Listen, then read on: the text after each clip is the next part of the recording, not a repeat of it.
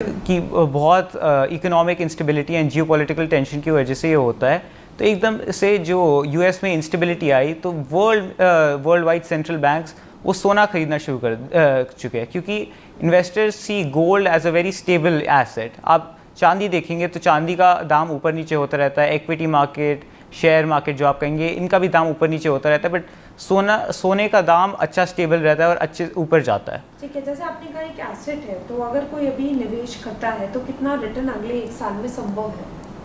अभी आप देखेंगे पिछले 1 साल में तो हमें 50% 50% रिटर्न मिल चुका है। तो अभी हमारे हिसाब से this is the start of an era way gold starts soaring above. तो अभी काफ़ी और ऊंचा जा सकता है, अभी बहुत पोटेंशियल है, स्पेशली अभी दिवाली का सीज़न आने वाला है एज आई सेड, तो there is a lot of potential.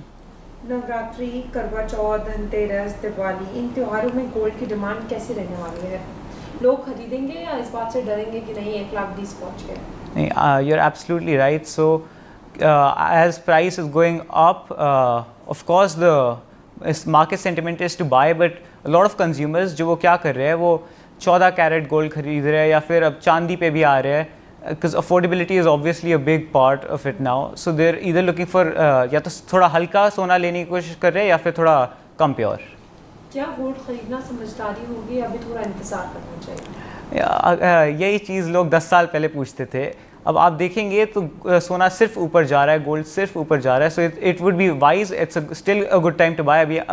अभी आप खरीदेंगे तो दिवाली तक, देन धनतेरस तक और बढ़ने लगेगा। वेडिंग सीजन में it's gonna keep on increasing. तो अभी समझदारी की बात है, अभी खरीदना चाहिए। क्या ज्वेलरी में निवेश करना सही है या गोल्ड बॉन्ड, ETF जैसे डिजिटल विकल्प बेहतर रहेंगे इस बार? तो obviously gold bond and ETF are much better, ज़्यादा अच्छे हैं। ज्वेलरी में जो आउटलेट्स होते हैं वो मेकिंग चार्ज काफ़ी लगाते हैं, 8 से 20% का कितना भी हो सकता है, तो उसका रीसेल वैल्यू हमेशा कम रहती है, it's always lower. So it's much better to get in ETF, क्योंकि आप ETF जल्दी खरीद भी सकते हैं, उसको जल्दी बेच भी सकते हैं इन कंपैरिजन टू ज्वेलरी और digital gold. Digital gold has a lot more fees rather than ETF। आप त्योहारों में गोल्ड खरीदने वालों को क्या विशेष सलाह देना चाहेंगे? आई वुड से आप गोल्ड को बेचने की जल्दी में ना रहे, आप उसे रखिए, आप उसको एक एसेट कंसिडर कीजिए एंड आपको काफ़ी अच्छी वेल्थ देगा, काफ़ी अच्छी प्रॉस्पेरिटी देगा। क्या आप मानते हैं कि गोल्ड सिर्फ एक जेवर नहीं बल्कि एक ज़रूरी निवेश बन चुका है?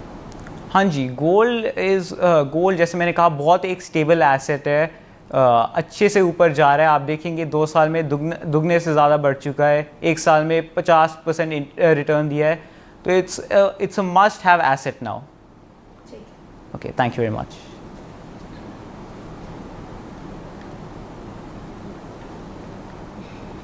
कितना टन खरीद रहे हैं वो बता दीजिए एक बार। तो आप देखेंगे central banks worldwide 1000 ton खरीद चुके हैं 2025 के शुरू में से, which adds up to roughly 2.8% of total gold held by central banks worldwide. This would also directly be linked to the to the sanctions put on Russia. So they're choosing to trade using gold now rather than USD.